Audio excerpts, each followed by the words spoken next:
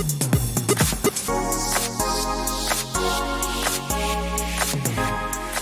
right, everyone. Welcome again to our show. This is selfprinciple.org.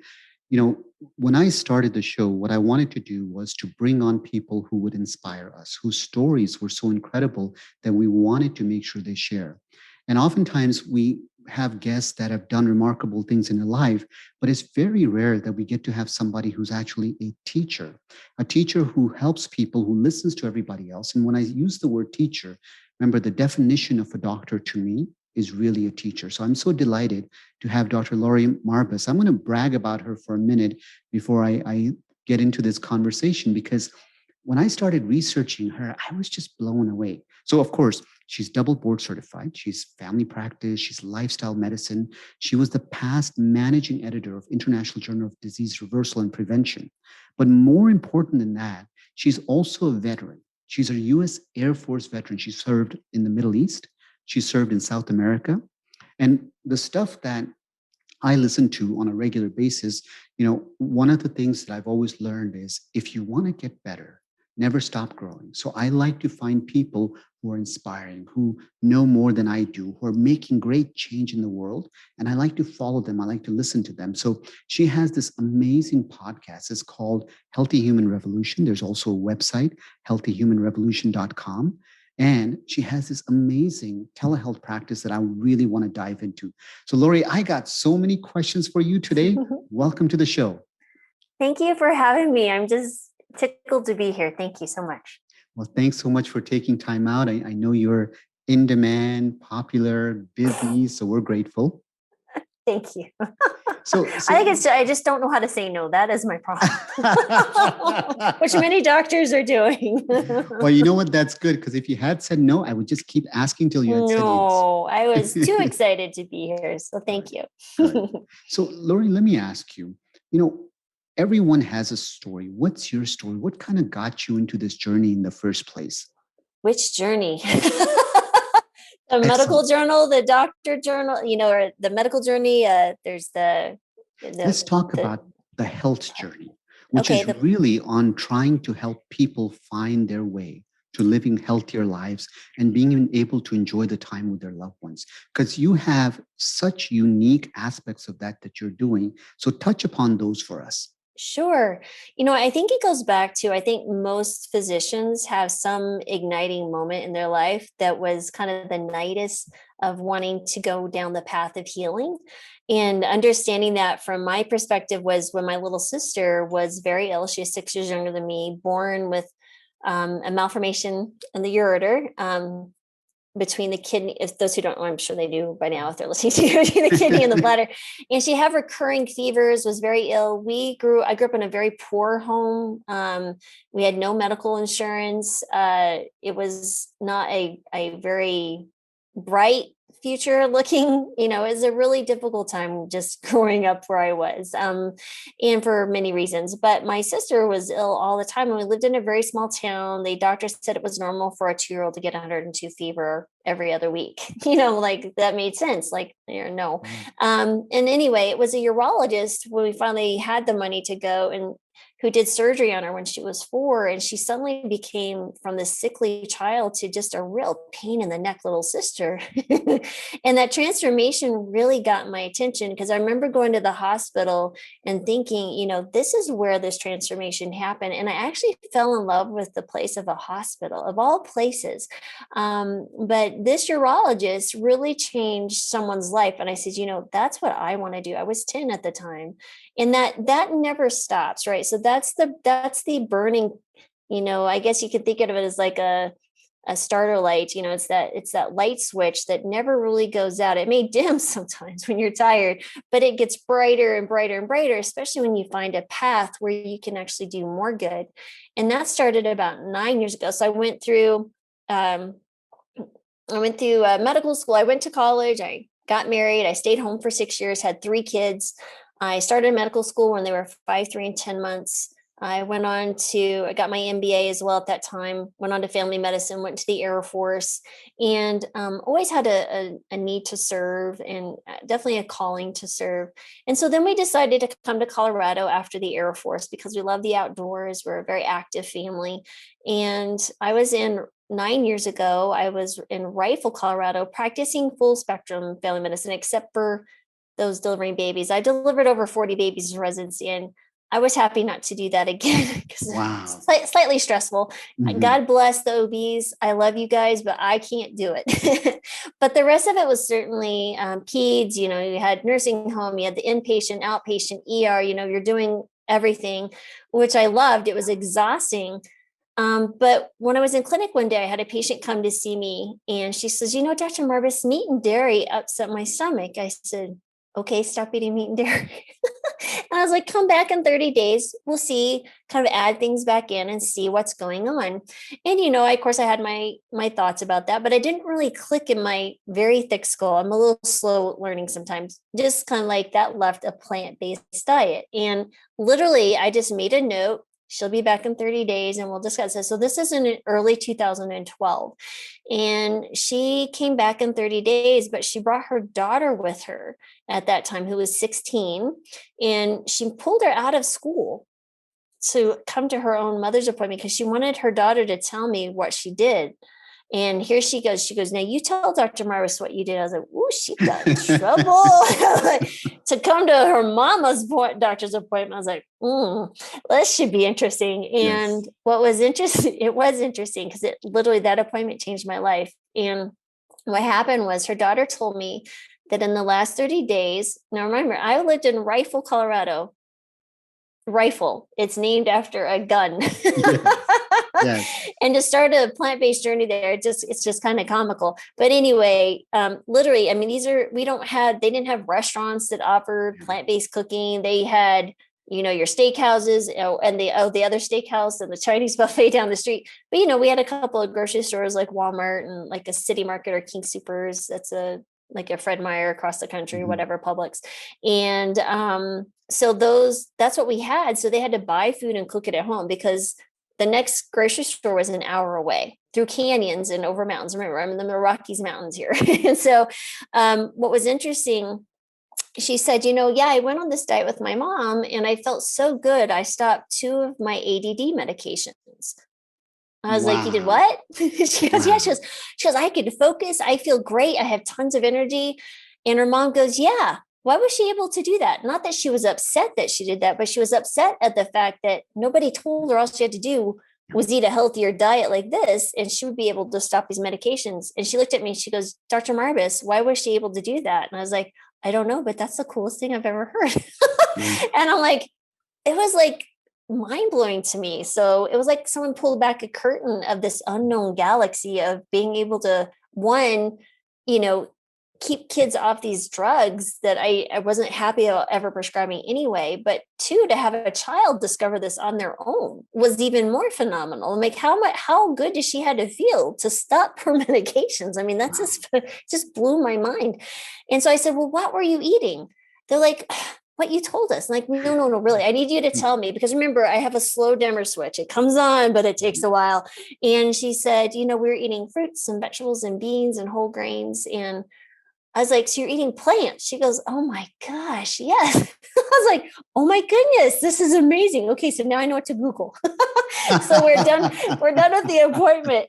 First thing I do is plant-based diet and ADD. One of the first books that come up was T. Colin Campbell's book, The Right. China Study. I ordered Yes. off Amazon and got it in a few days. I read it in 2 days, literally 2 days, couldn't stop. I was like going through, and my husband would walk by. He goes, I was like, "Look, they're turning off cancer with plants." He's like, "Okay." I was like, "I'm not sure what this means, but you keep on going, dear." And you know, just that insatiable curiosity, I've never been able to shut off that. It just has driven me my whole life, just wanting to learn, always trying to be better, because I knew if I could be better, I could help more people. And as I was learning this, there's so many things going on in my head. It's like I had 3 teenagers at home. I was like, how am I going to do this in practice? I'm going to do this myself. Oh my goodness. It's like questions. And I was like, okay, before I do this full on, I need to experiment one more time. I knew what was going to happen. It was going to be, I just had to wrap my head around it. And I said, I need one more patient. So sure enough, I had a lupus patient come in, and she was younger than me. She had been diagnosed a few years earlier. She was on 12 medications, including methotrexate, high doses of prednisone. She had lupus nephritis. She had a variety of things. She had severe migraines, 50 pounds overweight. Just a lovely person, though. Just one of the sweetest people that you could meet, and hardworking. And she's telling me all these things. And that's the one thing in rural America, when you have a family practice doctor, you have to be everything until you can get to see a specialist. Because sometimes, like on the entire west side of Colorado, there is no pediatric ICUs. So when you get a sick child in your ER and you're there, like you have to fly a fixed wing from Denver over the Rocky Mountains. If you ever seen the storms that could come through the winter, just like a few months ago, we got over 24 inches here. And so, in one night. And so those are the type of things you have to deal with. So, I'm dealing with rheumatologic issues. Even though I'm family practice, she sees a rheumatologist, but maybe once every 6 months, because that's when the rheumatologist is available. Yeah. And so what was interesting is there are no more drugs that we can prescribe, at least that I feel comfortable prescribing. And I say, but I do have this other thing that might be helpful. I was like, how about you change what's on the end of your fork? And she's like, I'll try anything. And thank God she was willing, because literally what was really cool about that was we measured her CRP, which was 3 times high normal. And she came back in 2 weeks. I said, before she left that day, I told her a little bit what to do. I said, eat more plants, stop eating the rest, and come back in 2 weeks. She came back in 2 weeks. Her CRP had just dropped outside of normal. I mean, 0.1 outside of normal. And where before it was like, I can't remember. It was 3 point something. And now it was like 0.6 or something. I mean, it was crazy how much it had dropped. And I looked at her and I said, wow, this is incredible. She goes, yeah. And I lost 8 pounds and my migraines are gone. And if you fast forward 5 months in her story, she was 50 pounds lighter off 7 to 12 medications. Her lupus antibodies were negative at that point. And she was able to continue working and living her life. And she sustained that diet until I left 3-4 years later. And it continued, and doing very well. And what was interesting was that was a Friday afternoon. I went home and I said, that's it. We're done. I walked in the door, threw down my purse. I said, we're going on a plant-based diet in this house. And my poor husband, God bless him, we've been married 28 years. And he looks at me, he goes, well, are you still cooking? I said, yeah. He's like, okay. He's Filipino. He'll eat anything. He is not picky. He's like, as long as it tastes good, I don't care. And now he had a Burger King habit he had to break eventually after work that I didn't know about. But anyway, that's another story. But anyway, so the kids were like 13, 15, and 18. My daughter, Emily, was off to college soon. She's like, see y'all, I'm doing what I want. But, she eventually came on board through many years of dealing with me. She's like, it's just easier to plant-based diet than deal with my mother. And the boys, it was interesting, Gabe and Jonathan, I said, here's the rules. I literally threw everything out that night, the eggs, the cheese, the milk, everything. And I said, we can eat whatever we want when we're, at home, we eat plants. Yep. But when we go out, y'all order what you want. I don't care. When you're at school, I don't care. You eat what you want. But here, this is what we're doing. And I also had a quarter of a grass-fed beef in my freezer that was in the garage. And I was like, I didn't know what to, that was a very large carcass. And there are wild things that roam the countryside in Colorado. You don't put raw meat out front and expecting it in the garbage and expect it just to be an okay situation. You just have to think about these things and plan them out. And so I was like, I'm not going to give it to a human being because I feel like this is going to kill them. I was like, I was I going to give it to the local humane society? I was still figuring that out. But on Sunday, so this was Friday, on Sunday, we went to church, we came home and the freezer broke. Oh my goodness, I'm not kidding, in garage. And that the stench and the fluids and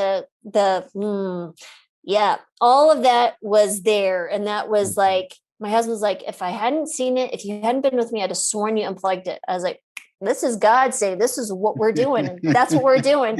And, we haven't looked back. My husband went on to lose 70 pounds. My boys over the course of a year started ordering tofu instead of chicken. And now they are the most diehard plant-based kids you'll ever meet, young men. They're Emily's 27, Jonathan's 25, Gabe will be 23 in October. Jonathan, my middle one, wants to break the world record of pull-ups. He can do 900 pull-ups in 90 minutes. What?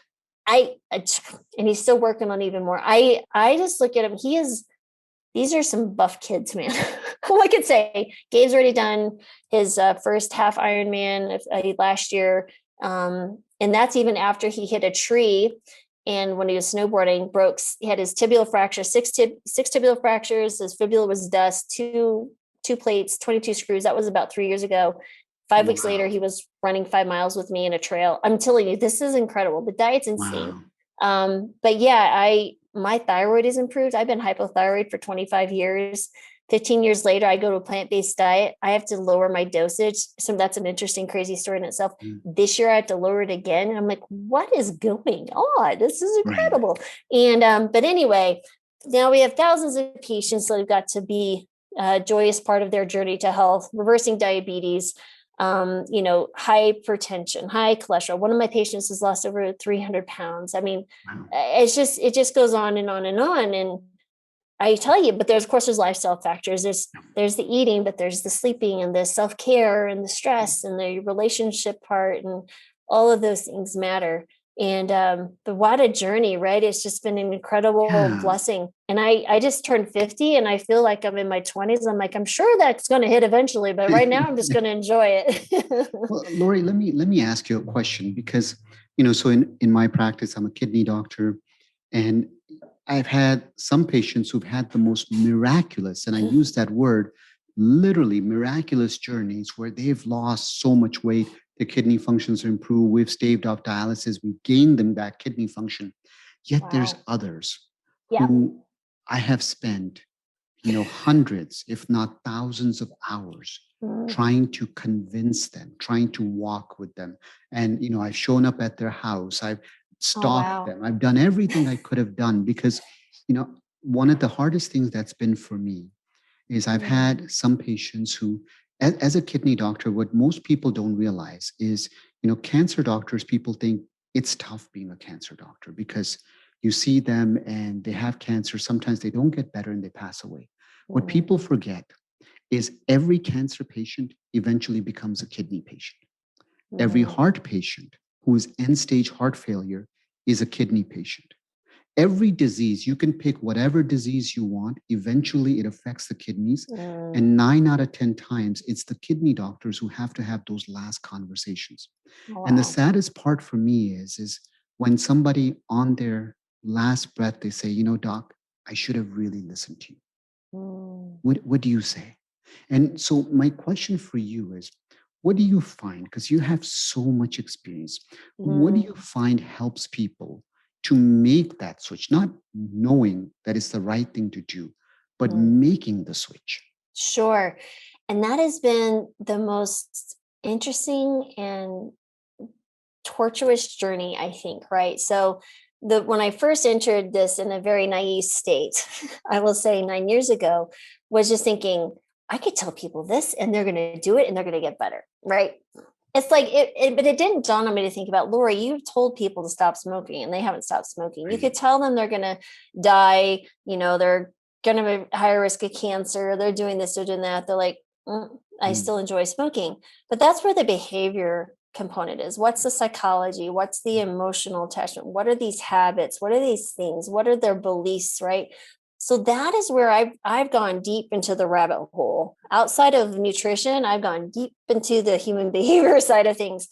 And that is honestly one of the reasons I started this podcast, was because 5 years ago, I was like, I need to talk to these people who were 400 pounds and went to 200 pounds and are running 100-mile races. Why were they able to suddenly make a switch? Like, what did you do? What was your thinking? I was like, so again, that curiosity was like, why are some people able to do it and others aren't? What is the difference between the A and the B? And what I've come to find out, and at least in my role in that, is number one, I can't help everyone. I will accept that. And I also have used the phrase, I shouldn't care more about your health than you. And if I do, you're not going to get better. You're just not.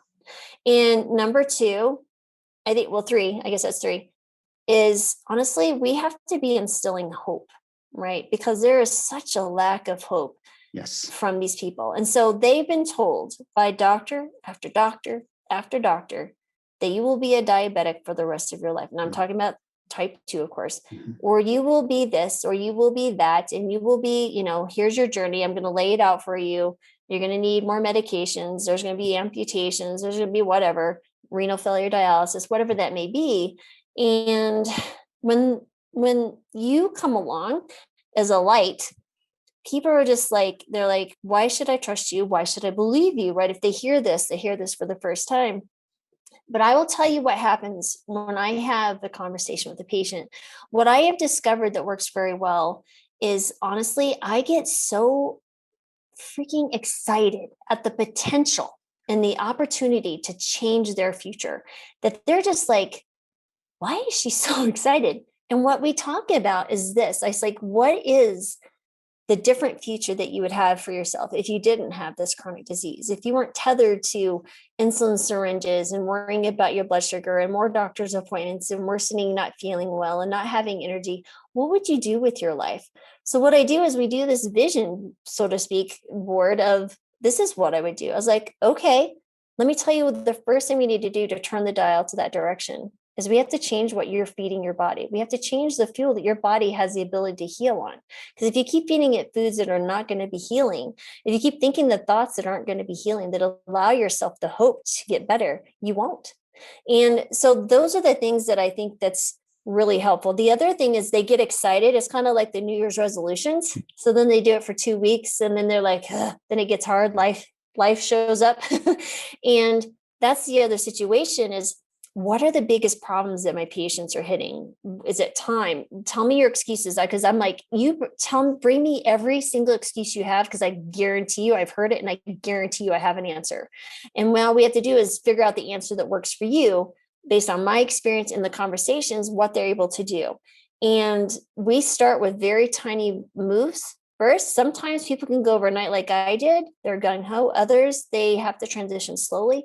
If they really are struggling with time management because they're a busy mom working 4 jobs or they're a dad and they're exhausted and their wife is not on board and he doesn't know how to cook, or if there's tension in the home, we talk about it. And I was like, bring whoever that person is in on this discussion. I will talk to them, blame it on me. I don't care. So, there's all these different tactics that we can use as physicians that we need to sell. I feel like we have to be better salesmen. I need to understand the marketing aspect, right? I need to market this life that you could be having, right? And I feel like it's just very, very, very important that I'm a model of the behavior that I am espousing. Because if I am not, then why would someone trust me? Why would someone trust me if I'm smoking and overweight and, not doing anything, not exercising, not doing anything to be moving myself into a healthier direction as I age, as I get older, as things start happening, and does it mean I do it perfectly? Absolutely not. That's the other part of the conversation. I share my foibles and people crack up and they're like, so you do it too. I was like, yeah, so let's figure this out together. So those are those discussions. And I am so transparent with my patients. I just talk to them because I love them so much. And I tell them, I was like, listen, I need you to get better because I have a veggie crack addiction. This is what it is. I tell you to eat vegetables, you get better. I get a little dopamine hit. You continue this conversation, you eat more vegetables, you get better. And I continue to be happy because I'm getting my veggie crack. So I need you to do that for me. And using humor is important. Just really connecting on a human level with someone and understanding I'm going to be here to help you get through this, right? Is it going to be easy? No, but I'll guarantee you it's well worth it. It's well worth the attempts to continue to get better, to find the hope. And it's a journey because there's ups and there's downs. But as long as we're continuing to see them move in the direction they want, but honestly, it all comes back to hope. In the stories, I tell a lot of stories. not stories like lies, but stories, trying to relate another patient experience I had, or my own personal experience, or something, whatever is that lever. I'm always looking for things that patients are finding valuable, and I latch on to that, and then I'm going to use that against them to make them better. So that's how I see it, is like, I'm all out for you to get better. But granted, they do have to be on board. And I've just come to terms with the fact that I had better spent my energy on those who are willing and able and want to get better. And that's been a hard journey when you have someone who you see such potential and they're just like, no. I'm like, okay, I can't help you. You need to find someone else to care for you, so I can put my energies and thoughts and love into someone who can accept this and will get better. And that's been the part of the journey that's really hard. Is it's just like, probably, I'm assuming, luckily I've been very blessed with 3 kids who are open and loving and open to this whole way of me living and doing. But I imagine it would be the same thing if you have a child that veers off the path and they refuse to come back onto the path, whatever that path might be, if it's, drug abuse or whatever, that would be really, really hard, because you really want everyone that you can touch to improve. And, but honestly, I will find them. I will force them to see the silver lining and the hope. If anything, I can go to bed at night and at the end of this life answer to the God that I believe in, saying, I've done everything I can to make this world a better place. And that means having hard conversations with patients, and sometimes the door shut in my face, and accepting it. But that also means there's 10 others that are willing to open it. And I'm okay with that. But that was hard. That's been a hard journey for me, because I just don't understand. Why wouldn't you not want to get better? I just don't understand. Well, you touched upon something that's so important and so precious, and that's that 4-letter word, hope. And once again, I always say doctors are first teachers. And if you want to be a great teacher, you have to inspire people and you have to deliver hope. So from that perspective, your approach to dealing with patients or dealing with people in general, it's so inspiring. So let me ask you then, you talked about this podcast, Healthy Human Revolution.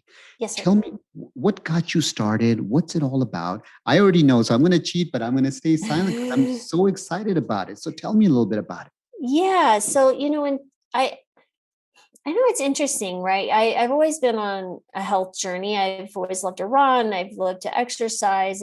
We didn't eat a standard American diet by any means. We certainly didn't eat the way we do now. So we were fairly healthy. Although my husband, like I said, he had a fast food addiction, and he'll be the first to tell you that. But those things there. So I've always felt that was an important aspect of it. But when I really discovered this lifestyle medicine and plant-based nutrition, I was like, how can I share this with more people? Right. So I love my one-on-one interactions with my patients, but I really feel this message needs to get out to faster people, because all I see is like, we're just lining up and we're literally voluntarily jumping off a cliff every single second of every single day.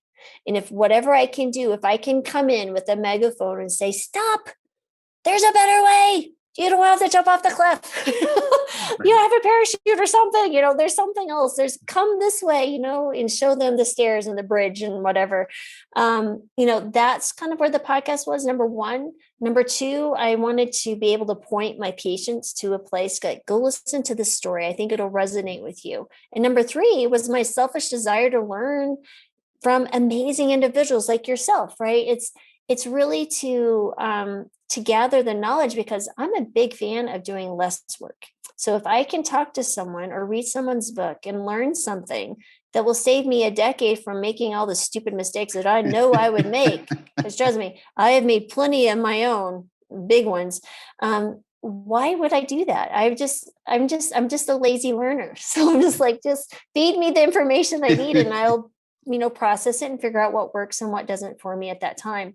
But the more I learn, the more I can do. And the best way to do that for me is connection, is this type of interaction. Yes. I love talking to people. They're just so amazing. People are so intriguing. It's incredible.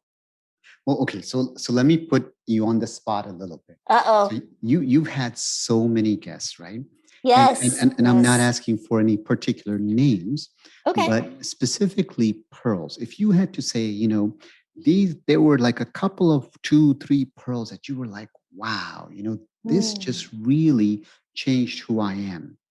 And I'll tell you. So I had Chef AJ, who I absolutely adore, and Chef AJ, she's so like she has a style, and I love her style, by the way, right? It's very straightforward. She said, "Look, if you want to change, start with your." And I asked her, I said, "Give me a pearl." She said, "Change your environment. In other words, look inside your pantry. I don't care what excuses you have. If it's in your house, it's in your mouth." And I was like, that is so true.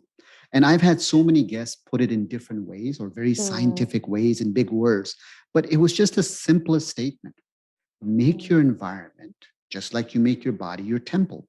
Make it clean, make it beautiful, make it what you want it to be. So I thought that was such just the coolest pearl. And I've heard it so many different ways, but I never heard it the way she kind of described it. You want to know pearls I've learned, or Yes. what about the podcast? Like which direction you want?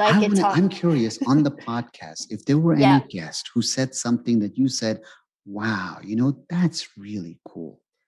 Oh my, there's been so many. I know, right? So putting you on the spot a little bit. And this could be from anything. Goodness gracious, where I could go with this. I would say I'm a big fan of things that have really affected me personally are tools that I can use with myself and my family and patients, friends, whomever I touch, right? Anybody, things that I can incorporate into my own life and teach others. Exactly like you said, doctors are physicians, are teachers, right? We are espousers of knowledge of things that we either learn ourselves or others teach us, and we go on to teach others. And so the one thing I would say, my goodness gracious, I would say 2 people that are really, I feel like, have allowed me to make more inroads with patients in my own life in general are Dr. Judd Brewer and BJ Fogg. Yes. So Dr. Judd Brewer and I met I don't know, 3 or 4 years ago, and we have just hit it off. We've just become good friends. I went to New York. I did a webinar with him. He's been on the podcast a bajillion times. He was on my podcast before Ritual. And what was fun was he was a pescatarian before, and I was fully plant-based. I granted, me and Ritual had, and he would say we both had a part in that. So anyway, his whole concept of the mindfulness thing, because I really didn't understand the value of the being in the present. I didn't understand what mindfulness meant. I thought it meant meditation, honestly, to tell you the truth. I thought being mindful meant like I was sitting in a room and just trying to quiet my mind. But what it was so much more. What he talks about is understanding the habit loop of anxiety, of cravings, of all these different things, as he's coming from the point of one having anxiety himself when he was in medical school, and he's an addiction psychiatrist. So he's been studying this, and he's got the scientific evidence to show it, that this works, is literally looking at your habit and understanding. There's people talking about, triggers, you got to remove the trigger. You got to substitute the behavior and do all this work, all these things. And I won't mention names, but, people are looking at those things. He's like, Laurie, we've been looking at the wrong place this whole time. We got to look at the reward. And if we dismantle the reward, the whole bad habit disappears. Right. I was like, that is absolutely brilliant. But how do you do that? Yeah. So there's 2 stories that come to mind. All right. So number one, in my own life, not my own life, but my own doctor life with a patient, this happened years even before going plant-based. I had a patient who was smoking 2 or 3 packs a day of cigarettes for 40 years. I still see him clear as day. And, the doctor in me is like, when are you going to stop smoking? When are you going to stop smoking? I dreaded him actually coming into the clinic because he reeked of it. And I just couldn't. That was hard enough as a physician dealing with that. But he's just, again, nice, hardworking people, just down, just really amazing individuals, just killing themselves. But one day he comes in and he doesn't reek of smoke anymore. I was like, something's different here. And he's like, Dr. Marbas, I've stopped smoking. I was like, was it something I said? What did I say? Wanting to take the credit. But the credit was not mine to take. It goes back to a child. And his granddaughter came up to him one day when he was sitting in his living room smoking. And she was crying. She's, Papa, I don't want you to die. And he's like, I'm not going to die, darling. What's the matter? She goes, everybody who smokes is going to die. And he literally, at that moment, his reward, whatever that reward was for smoking, completely imploded, right? He never smoked after that because it wasn't worth it to see his granddaughter crying, because the reward of smoking was no longer there. He changed. He became present in the moment, understanding what that activity was doing to others, that he valued something more than the reward of whatever the physical addiction was occurring. And he never smoked again that I'm aware of. Then the other one was Dotsie Bosch. So Dotsie Bosch is an Olympian who I interviewed, and I'm sure she's on Game Changers. I'm sure many people in your audience know who that is. And just the story of her, being a plant-based diet and, winning, being the oldest woman to win a medal in the Olympic Games and track cycling. I mean, that's an amazing thing. But there's lots of people who've won medals in the Olympics. Not to say that's not an amazing thing, because I could never do it. I'm just happy to be able to run my slow little pace and finish story races. But I'm not trying to discount that at all. But I was so more intrigued when I heard that she had been a cocaine addict and had an eating disorder before she was an Olympian. That's the story I want to learn. I was like, Dotsie, okay, we'll get to the Olympic thing in a minute. But what's more important to me and everybody else, I think, in the world is, how did you overcome that? She goes, oh, I just started working with a therapist who would let me do what I want. I was like, okay, what does that mean? She goes, yeah, she would just let me, we had conversations. She would let me decide what to do, and I would do it. And I was like, dear Lord, can you go to, I was like, I need more help with this. Yeah. And she's like, okay. She made me buy these blue dots. I'm like, okay.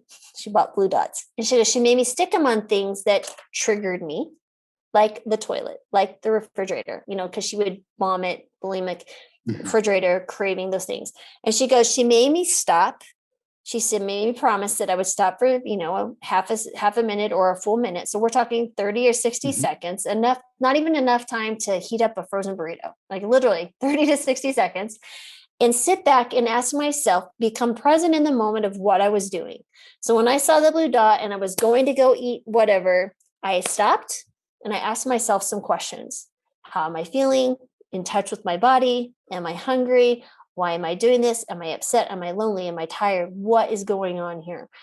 And then at the end of that time, I could make the decision whether to do it, proceed with the behavior, or walk away.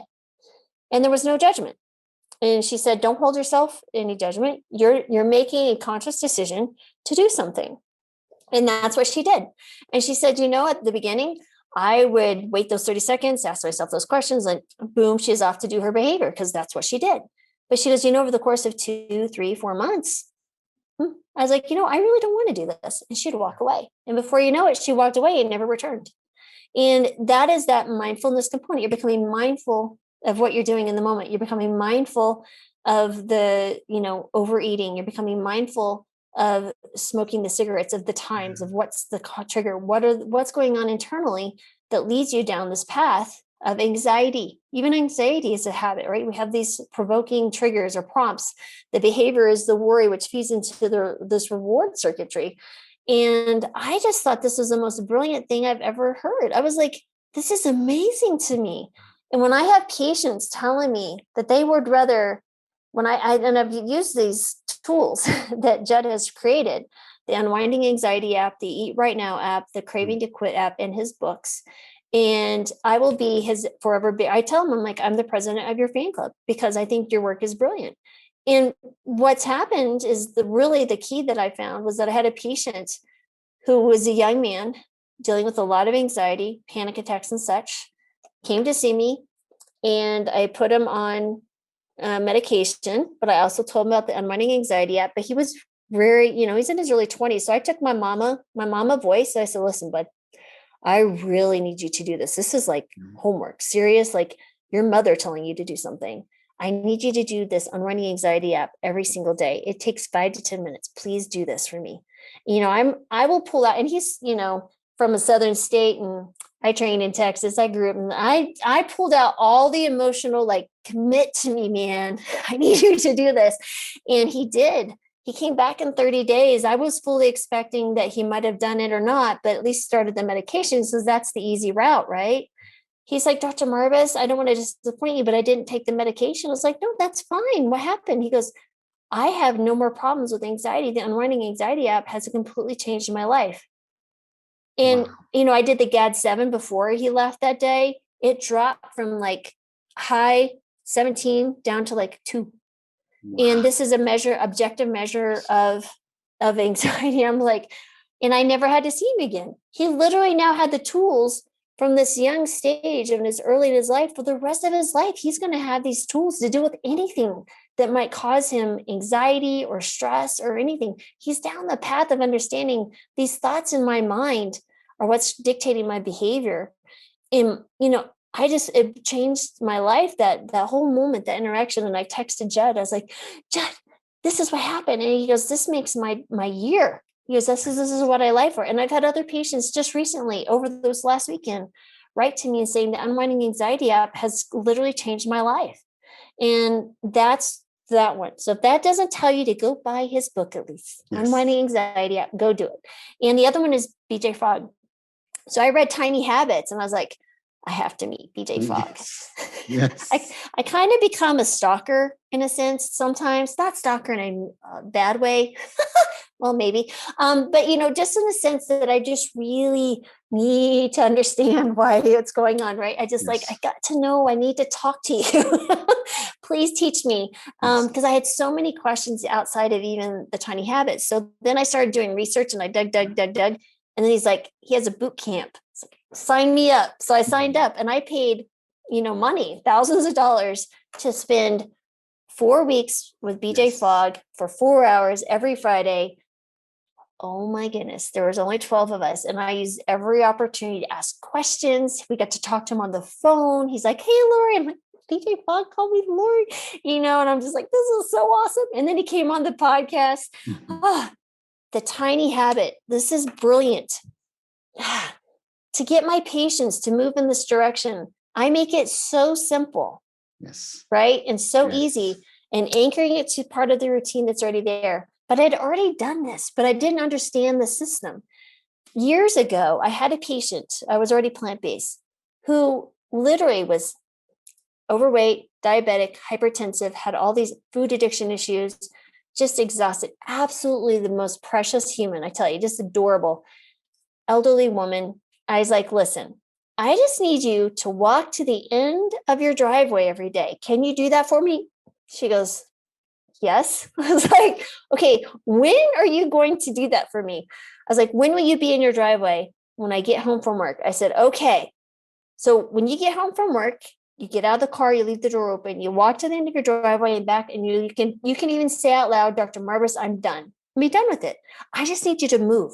And before she left, I said, I need you to do a pinky promise. Now that's a big deal. When you bring in the pinky promise, you can't walk away and come back and say you broke your pinky promise, because that is it's sacred. Sacrilege. Yes. Yeah, right. And I literally did this is a physical pinky promise. She was like, you're absolutely loony. I was like, hey, I'll do whatever I need to do to make you better. And so what happened was she continued, and before long, she could sit in the driveway. She goes, this is just silly. I'll just walk around the block.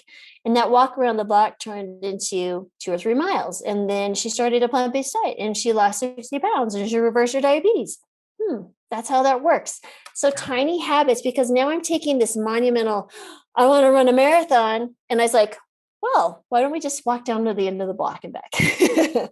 And in 6 months, you'll maybe running that marathon, So those are the things that have been really instrumental with my discussions and how I speak to patients, and giving them the tools to understand you're not a victim of your life. The decisions you make every day dictate where you are in this. Now, granted, there are outside influences that we can't foresee. I may be hit by a truck tomorrow. Well, okay. But for the moment, for everything that's occurring right now, was been led up to this moment, or are the decisions that you've made in your life. And even if those decisions outside of being, wiped off the face of the earth, the decisions, how you react to things outside of your control, dictates where you are in your life, right? So, I could have chosen a different path because my family, I was born to teenagers. My family didn't have an education. My family didn't value education, but I knew that was my way out of my situation, right? I could have had, I had a very difficult home life. I could have been a victim of like, I'm just the way I am, and chose to continue that mode of behavior when I got married or chose my life partner. But I said, no, I deserve more. This is ridiculous, right? So those decisions and every single thing you do every single day get you to the point where you are. Own it, take it, and say, don't judge. It's like, okay, but today I'm making different decisions. So tomorrow will be different than today. So, that's how it is. And that was a very long answer to your question, but I feel like those two have been phenomenal to me. Well, I have to tell you, this concept of mindfulness and the way Yeah. that you described it is beautiful. It's absolutely beautiful. It's interesting, so BJ Fogg, I'm like such a huge fan. Yeah. The place where I work, I was in charge of designing the weight loss program that we delivered to our 4.6 million members. And the basis of that program is BJ Fogg's work. Right? If I ever have the honor to meet him, that would be the thing that I would talk about is how many lives that have been changed because of those tiny habits. And we built the program around behavioral change, around mindfulness, around those habits. And then we added on the mostly plants component. And then we added on the exercise and the self-care component. But it all started with this concept of mindfulness, with this concept of tiny habits. So, this is why I wanted to put you on the spot, because I knew, given who you are and your ability to be able to get these folks to just talk to you, this is the kind of stuff that changes lives. And this is what you're doing. Now, I have a question for you. So, okay. I'm in Southern California. There's only one of me. I only get to see people in Southern California, but I hear you have found a way to clone yourself in 50 different places. So tell me about this plant-based telehealth, because not only are you in one area, you're able to branch out. You're doing phenomenal work, and so I'm really curious about this. By the way, you have an awesome radio voice. I'm just going to say that. So they should put you on the radio. You're excellent. So I would say this. So as you know, when you go places and maybe let's say we speak, like I've spoken at countless venues, 1,000 people, and you talk about whatever it might be. And then someone's inevitably going to raise their hand, more than one, and say, where can I find a plant-based doctor? And so when we started Healthy Human Revolution, I had two business partners, Anthony and Jason, but Anthony and I understood this problem. Anthony's not a physician, but he has his own weight loss story of 160-pound weight loss. He's just a phenomenal human. And he's like, Laurie, we should start our own telemedicine company. I said, Anthony, you're nuts. I was like, are you crazy? And because what had happened was I had been the medical director of Dr. Joel Furman's, an inpatient, so to speak, place down in Boca Raton, Florida. And we were there for 6 months, but our investors pulled out. And so the clinic closed. And then I went to telemedicine until I thought it was just going to be a short-term gig till I got my next job. Right. And that's a whole nother story in and of itself. And, I always feel like I'm getting here and then I get pushed back down into the well and I'm like climbing myself out, I'm like, I just keep never give up. And, so I went into telemedicine. It was interesting. Before our clinic closed, I had a friend of mine reach out to me. She was like, hey, Laurie, my company, they're hiring docs doing telemedicine. You can work part-time, make some extra money. I was like, oh no, I'm plenty busy. I have my ideal job. It's amazing. We had 50 patients run through by the time the clinic closed, still in touch with many of them. But anyway, I remembered that at that point and I reached back out to her and she put me in touch and I got hired by this national telemedicine company. And I started doing work in that. It was supposed to be more of acute calls. Patients would call with a cough or, a rash or whatever, family medicine stuff. And they're supposed to be, closed encounters in 10 minutes, 15 minutes, you're done, you move on to the next one. That's how they make money. It's a number thing, production, which is not my modus operandi, but it was what I needed to do. I had kids in college. I had kids starting medical school. I got bills to pay here. And, but someone would come in with whatever, and I would see on their past medical history, diabetes, hypertension, psoriasis, rheumatoid arthritis, you name it, whatever. I'm like, by the way, there's this thing called plants. I was going to put that out there for you. And before you know it, what's happening is people are coming back and making appointments with me. And we were getting A1Cs from 11 to 6 in 3 months. And I worked for these guys for 2.5 years. And I was invited for the 2 years in a row to come to San Francisco at their meetings and for quality awards. And I was learning about the internal workings of a telemedicine company. And it was great because the leadership also came to us like, hey, Laurie, we're looking at your data. Your data is kind of skewed. Like, are you really getting people's A1Cs from 11 to 6? Because I would order labs. They were in the record. I'm like, yeah. They're like, what are you doing? You working with another doctor? What medicines? I'm like, no, I'm just telling them to eat some plants. And I was sharing this information with Anthony. And he was like, Laurie, that's when that conversation started. And I had changed jobs. I was doing utilization management at that time, which again, remote company, awesome company in Nashville. I was able to work in. So Anthony and I were at a position. He finally convinced me. I was like, okay, but this is going to be a lot of work. Just hope you're ready. Yeah. And it's best to be naive in these situations because if we had seen all the work that it took and to do it right, we could do a lot of different things. Half, but it wouldn't be done well. We want to do this well. The number one thing is that we take good care of our patients and that our doctors are happy and that we make happy doctors, make happy customers, happy patients, and we just keep on going, right? And so we took about a year and a couple of months to launch Plantbased Telehealth. And we started with me, and I think it was either 13 or 16 states. And then we quickly brought on Dr. Chris Miller, who I've been a friend with for well over a decade. She has her own lupus recovery story. Dr. Michael Clapper, yes, the Dr. Michael Clapper. And then we brought on some more doctors in January. We turned a year old in March. We launched literally in the middle of, right at the beginning of COVID, which was to a silver lining for us in the sense that it literally brought down any perceived barriers to telemedicine, and doctors were looking for this, patients were looking for this. So again, I just see this as there is no coincidences. I just think the big man upstairs is like, Laurie, it's time. I'm like, all right, we're going. Yes. And so it's been a phenomenal ride. We've been growing. It's, of course, every business is challenging, and being an entrepreneur and being, founders of a national telemedicine practice is, it is a lot of work. I sleep, I drink, I eat, I think, what are the next things I need to do to get, patients to doctors and doctors to patients? Because we've probably interviewed at least 50 physicians who've come to us. We have patients literally registering with us every single day of every single week. And, I've had the joy of already having patients come and see me. They reverse their diabetes and they don't have to see me anymore in the last year. I mean, I've lost count. And so these are the stories.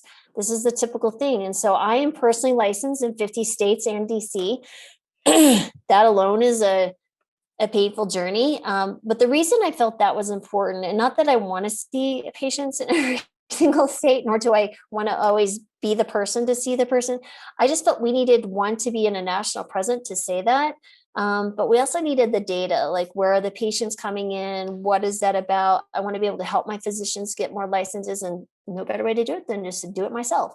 Because there's not very many physicians who are licensed in every single state. It's rare. One, there's it's cost prohibitive. It's administratively taxing. I've been fingerprinted more times than most criminals. And, so the next thing they're going to ask us for my DNA is like the Air Force already has it. So honestly, I couldn't be a criminal if I wanted to. So I'm going to have to write that off. So this is going to have to make this work. But I've quit my day job, and as I used to say, all eggs in one basket, but it's all blueberries in the bowl. And so, those are the things that's where we're at. And I couldn't have asked for a better team of physicians. We have, there's 7 physicians right now, and Anthony, we're bringing on practice manager, we're bringing on investors, and we are bringing on some other specialties very soon. And so it's just been phenomenal to see, one, hard work pay off, but it's just the lives that we're impacting that wouldn't have been otherwise. I mean, I have 2 patients in South Dakota. My patients tell me in South Dakota, I have people crying. Honestly, they're like, Dr. Marbas, before we ever start, I just want to say thank you for starting this, because honestly, there is no one in my entire state for me to speak to. And that just really makes, all the money and all the time and all the tears and angst and the, lawyer fees. We have an adorable lawyer, but I'm sure I paid for multiple children's college educations. But, we really put that together so that we could provide the opportunity for everybody on the face of this earth, because we can't even speak to internationally. It's more of an advisory role, not necessarily a doctor role, to see someone who has the knowledge and experience to help them walk down this path of journey, should they, desire to. And that's been such a joy, because everybody who comes, this is a self-selected practice. These are people seeking the knowledge and know that I'm going to tell them to eat plants and tell them to get more sleep and tell them this. But, the beautiful thing is too, is that there's no judgment here. We're meeting them where they're at. They may not ready to be 100% right then and there, and that's okay. So we work with them, we walk them through that process. But I always tell my patients, I will push you to be better than you were yesterday, because I know you can. And that's the other thing, is that they need someone to believe in them, not a doctor who's writing a script and saying, oh, I'll see you in 6 months and you're off on your own. They need a hand to walk them down the path of better health. And the way to do that is someone who's knowledgeable and has walked others down that path, or walked down it themselves, and understand that this is really our role.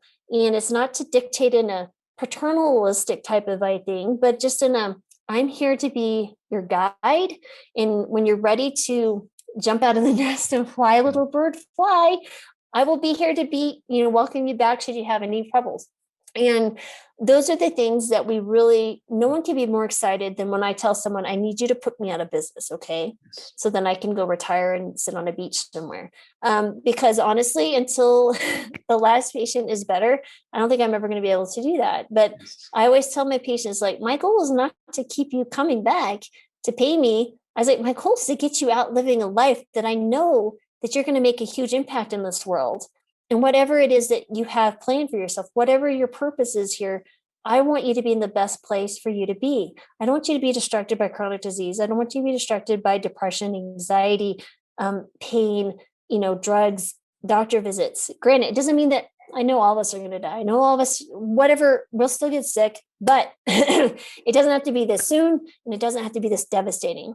But that is literally, that's how that all is. And it's been a phenomenal ride. And I'm so thankful for Anthony being persistent.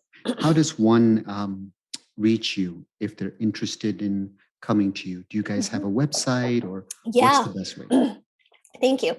It's at Plantbased Telehealth.com. Got it. And there's a few things there. Excuse me. Right on the front page, you can actually put in your information or request a portal invitation. We have a HIPAA compliant EHR. We can order labs, medications. We do all the doctoring things that doctors do. And depending on the state, you can see whatever doctor's licensed in different states. If all else fails, you're going to get stuck with me, and I'm sorry if that occurs, but this is what you get.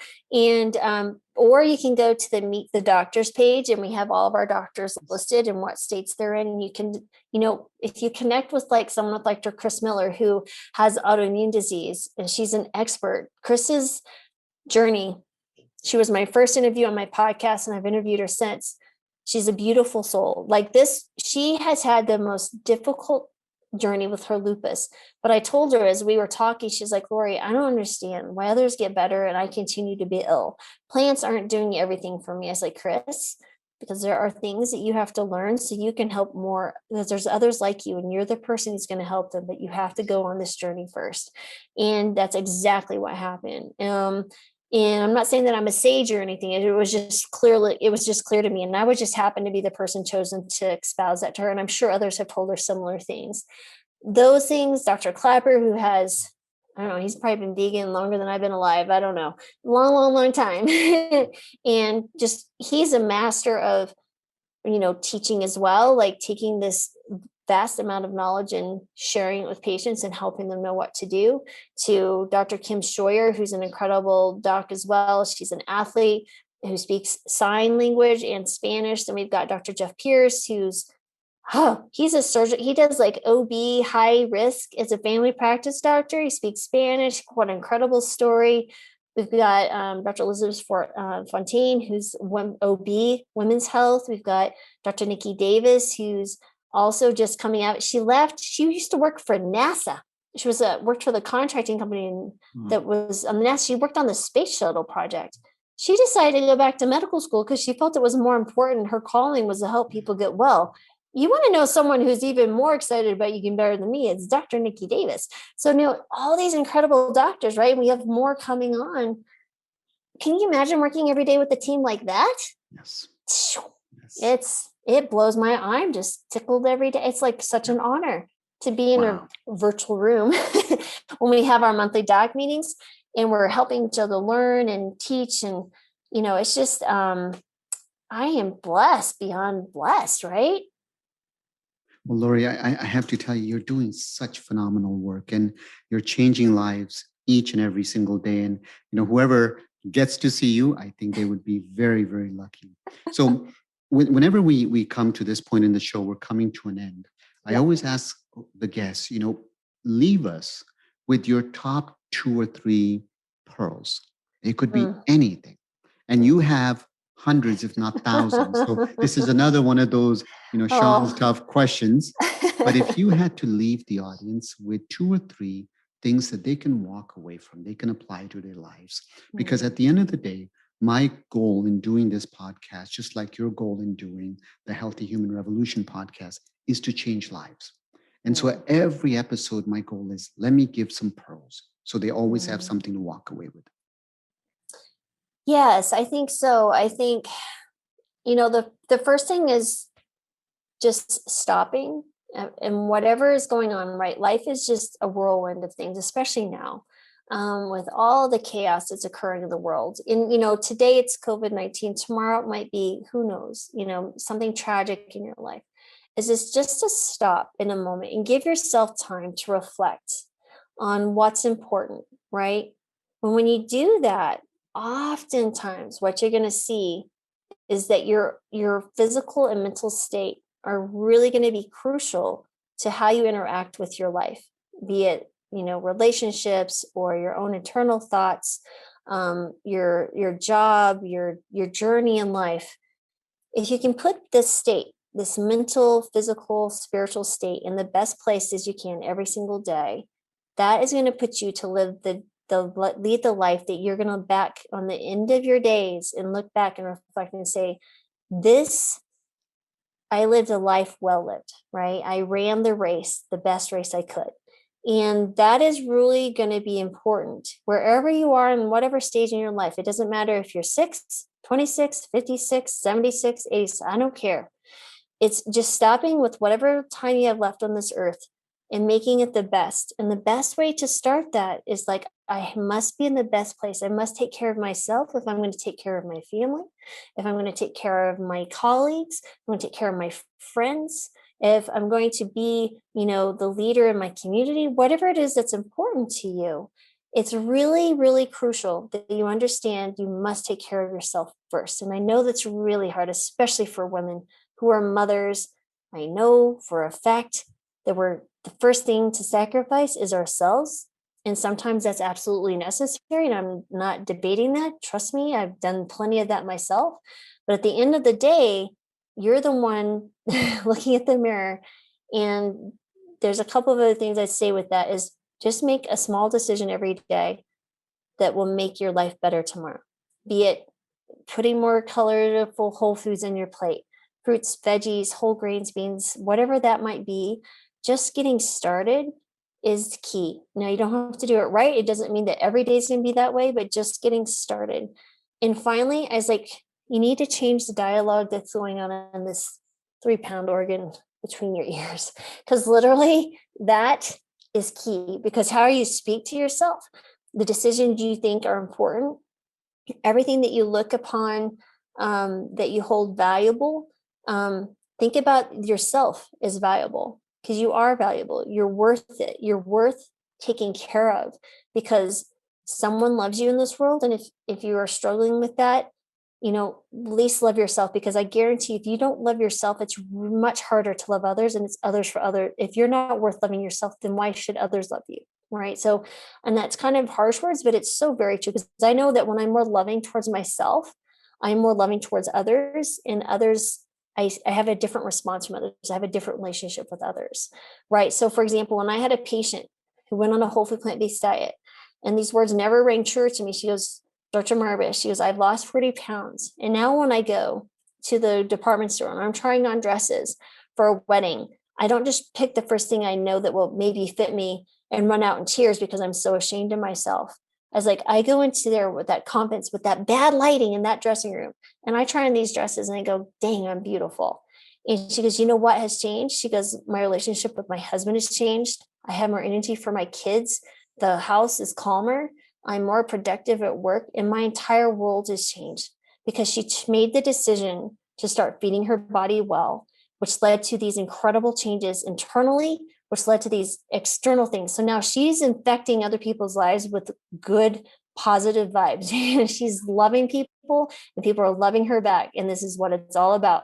It's about the relationship with yourself and others. And I would say those are the most important things. Just get started, because you never know the ripple effects you're going to have, not only in your own life, but others as well. Dr. Laurie Marbas, you have just encapsulated what self-principle is. This has been such a delight to have you on. I'm wow, I'm inspired. I have, goosebumps on my skin, because when I hear you talk, it's like that fire inside of me burns with excitement all over again. Oh, Thank you for taking thank this you. opportunity. A scholar, you're a friend, you're a teacher. Thank you.